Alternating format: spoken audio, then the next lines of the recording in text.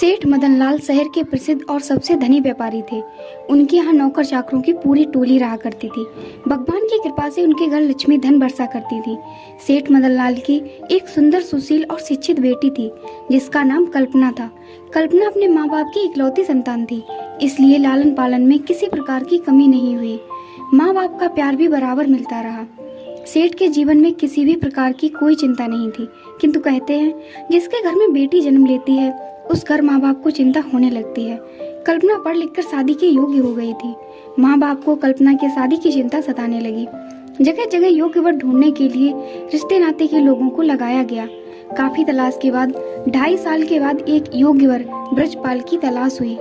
ब्रजपाल चौधरी सत्येंद्र का पुत्र है। नाम से ही पता चलता है कि चौधरी सत्येंद्र धन से भी चौधरी है।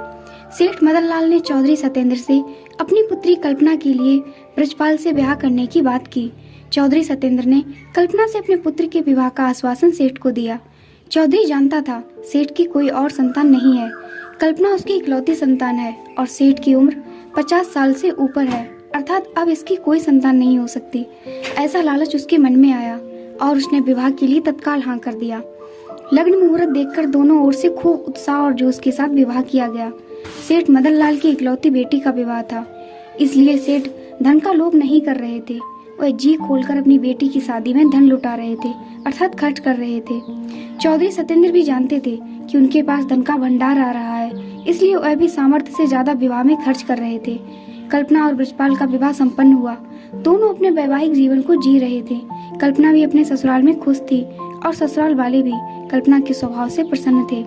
कल्पना के स्वभाव से रिश्तेदारों में भी कोई नाराजगी नहीं थी। सभी कल्पना के स्वभाव की तारीफ करते हुए कहते, इस जैसी बहू मिलना मुश्किल है। कुछ समय विवाह के बीते होंगे कि सेठ मदनलाल के घर एक पुत्र का जन्म हुआ, अर्थात कल्पना को एक भाई मिल गया जिसे वह राखी बांध सकती थी और उसको अपना भाई बोल सकती थी।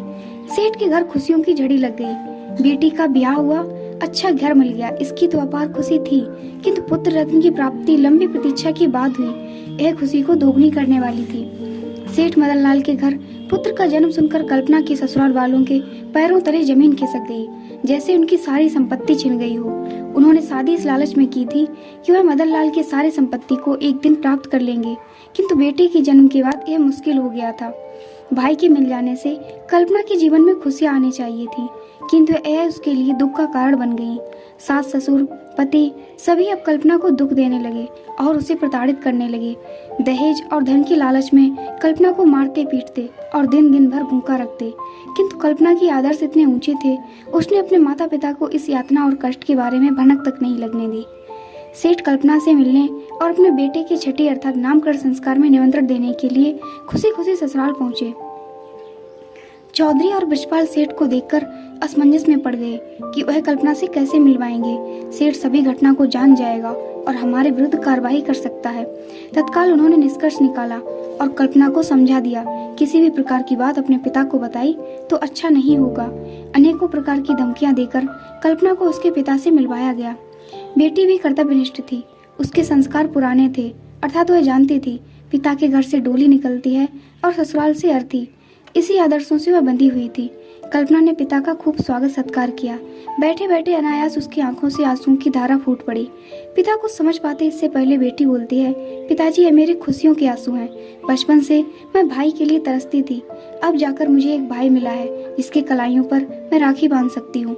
बस यही सोचकर मेरी आंखों से आंसू निकल आए। पिता को यह बात समझ नहीं आई। कुछ शंका और कुछ डर के कारण अधिक बातों को कुरेदा नहीं। सेठ नामकरण संस्कार में सभी को न्योता देकर अपने घर वापस लौट आए। नामकरण का दिन आ गया।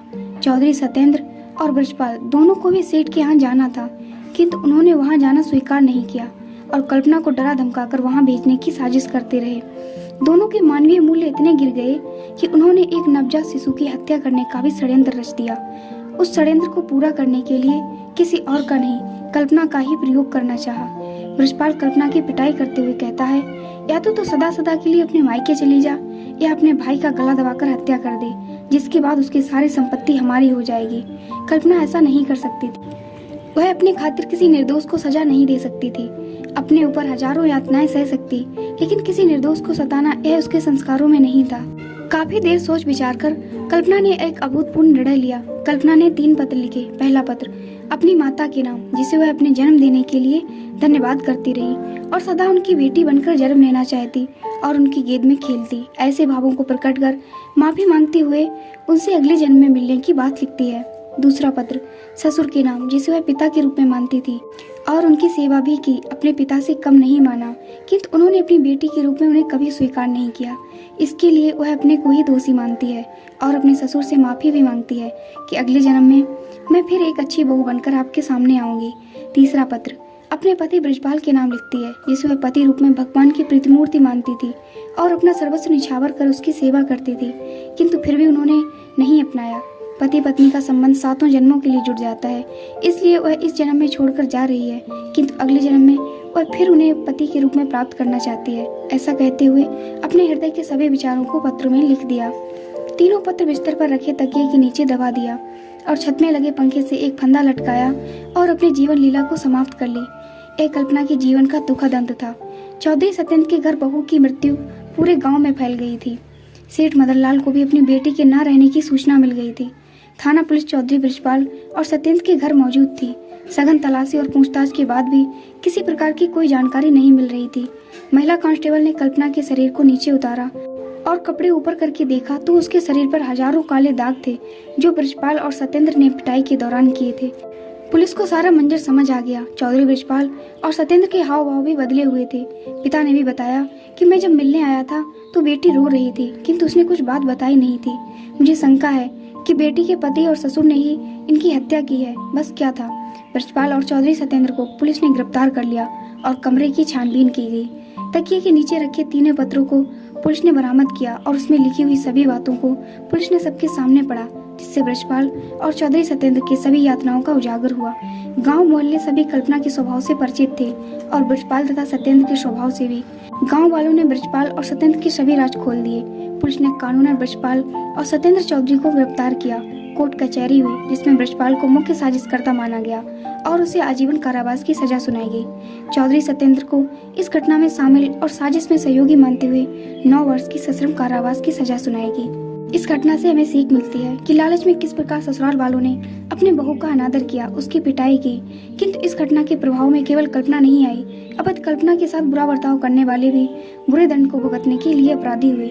इससे एक बेटी का सब कुछ उजड़ जाता है, वहीं 2 परिवार भी बिखर जाते हैं। समाज में फैली इन कुरीतियों को समाज के लोगों को ही दूर करना होगा, अन्यथा आज एक कल्पना इस घटना का शिकार हुई है, न जाने कितनी ही कल्पना फिर शिकार होगी। अगर आपको ये कहानी अच्छी लगी तो प्लीज वीडियो को लाइक, चैनल को सब्सक्राइब जरूर करें।